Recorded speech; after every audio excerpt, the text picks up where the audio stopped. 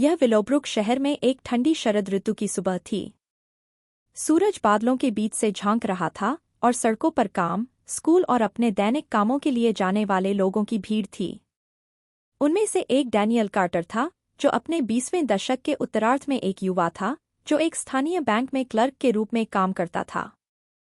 Daniel एक ईमानदार और मेहनती व्यक्ति था, हालांकि हाल ही में जीवन उसके लिए बहुत दयालु नहीं रहा था। उसका वेतन मुश्किल से उसके किराए और भोजन के खर्चों को पूरा करने के लिए पर्याप्त था, और अपना खुद का व्यवसाय शुरू करने के लिए पर्याप्त पैसे बचाने का उसका सपना दूर की कौड़ी लग रहा था। जब डैनियल बस स्टॉप की ओर फुटपाथ पर चल रहा था, तो उसकी नज़र एक असामान्य चीज पर पड़ी।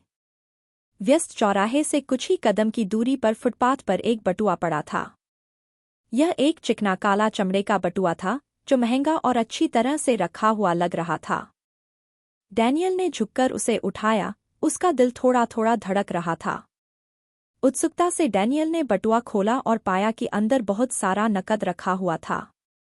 पैसे के साथ साथ क्रेडिट कार्ड, एक आईडी कार्ड और कुछ व्यवसाय कार्ड भी थे। आईडी कार्ड से पता चला कि शहर के जाने-माने व्यवसायी श्री हेनरी डोनोवन का नाम है। डैनियल ने उनके बारे में सुना था, एक प्रभावशाली व्यक्ति जो कई कंपनियों का मालिक था और अपनी संपत्ति के लिए प्रसिद्ध था। एक पल के लिए डैनियल पर प्रलोभन की लहर छा गई। यह पैसा उसे कुछ बिलों का भुगतान करने में मदद कर सकता था, शायद उसे अपनी तनावपूर्ण नौकरी छोड़ने और अपने सपनों को पूरा करने की अनुमति भी दे सकता था। उसने अपने संघर्षों के बारे में सोचा और यह कि जीवन उसके साथ कितना अन्यायपूर्ण रहा है। वह बटुआ किसी ऐसे व्यक्ति को क्यों लौटाए जिसके पास पहले से ही उससे कहीं ज्यादा पैसा है, जितना वह कभी सपने में भी नहीं सोच सकता। लेकिन फिर उसने अपना सिर हिलाया, इस विचार को खारिज करने की कोशिश की।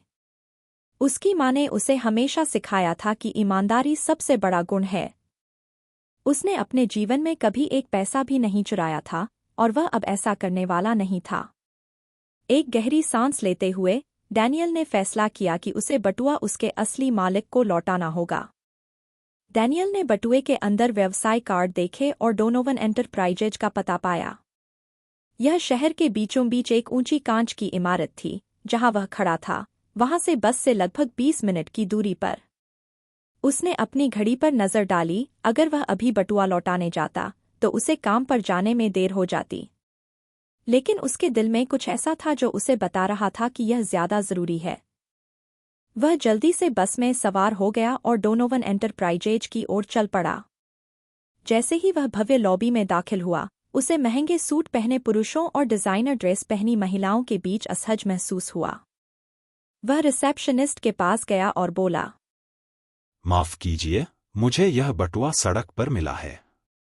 यह श्री हेनरी डोनोवन का है। क्या मैं उसे देख सकता हूं?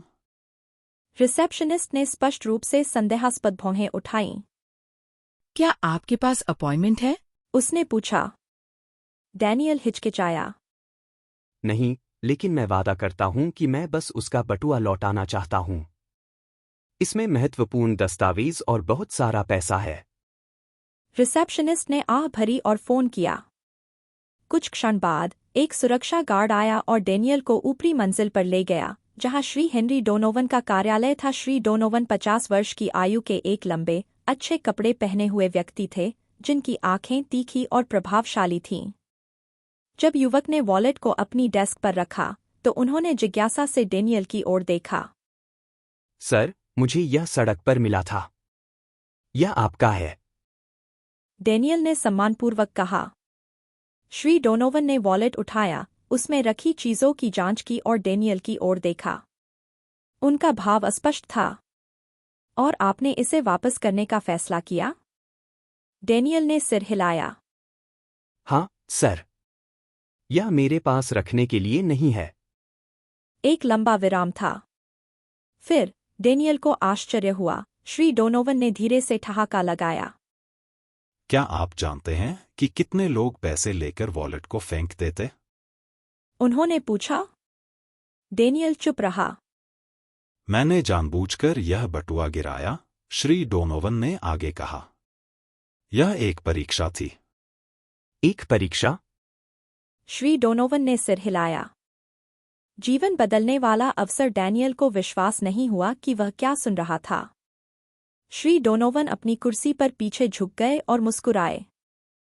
मुझे अपने बारे में बताओ। तुम क्या करते हो? डैनियल ने बैंक क्लर्क के रूप में अपनी नौकरी और गुजारा करने के अपने संघर्षों के बारे में बताने से पहले हिचकिचाया। उन्होंने अपना खुद का व्यवसाय शुरू करने के अपने सपने का भी उल्लेख किया, लेकिन कैसे धन की कमी ने उन्हें ऐसा करने से रोक दिया। श्री डोनोवन ने ध्यान से सुना। एक पल सोचने के बाद उन्होंने कहा, डैनियल, मैं तुम्हारी ईमानदारी की प्रशंसा करता हूं। तुम्हारे जैसे लोग दुर्लभ हैं। मैं तुम्हें अपनी कंपनी में नौकरी देना चाहता हूं, जहां ईमानदारी को हर चीज से ऊपर रखा जाता है। डैनियल अवाक रह गया। तुम्हें तुरंत जवाब देने की जरूरत नहीं है। श्री डोनोवन ने आगे कहा, लेकिन अगर तुम यहां काम करना चुनते हो तो तुम्हें न केवल वित्तीय स्थिरता मिलेगी, बल्कि तुम उन तरीकों से विकसित और सीख पाओगे जिनकी तुमने कभी कल्पना भी नहीं की होगी। डैनियल की आंखों में आंसू आ गए। वह इस इमारत में सिर्फ एक खोया हुआ बटुआ लौटाने के लिए आया था, और अब वह अपने आगे एक नए भविष्य के साथ बाहर निकल रहा था। एक सप्ताह बाद डैनियल ने डोनोवन एंटरप्राइजेज में अपनी नई नौकरी शुरू की। उन्होंने श्री डोनोवन के साथ मिलकर काम किया, व्यवसाय के बारे में सब कुछ सीखा। समय के साथ वह रैंक में ऊपर उठे और कंपनी के सबसे भरोसेमंद कर्मचारियों में से एक बन गए। साल बीत गए और आखिरकार श्री डोनोवन सेवानिवृत्त हो गए। सभी को आश्चर्यचकित करते हुए उन्होंने डैनियल को अपना उत्तराधिकारी नामित किया, कंपनी को उसी व्यक्ति को सौंप दिया जिसने एक बार उसका खोया हुआ बटुआ लौटाया था। डैनियल का जीवन उन तरीकों से बदल गया था जिसकी उसने कभी कल्पना भी नहीं की थी। यह सब ईमानदारी के एक साधारण कार्य के कारण हुआ। कहानी का नैतिक पाठ।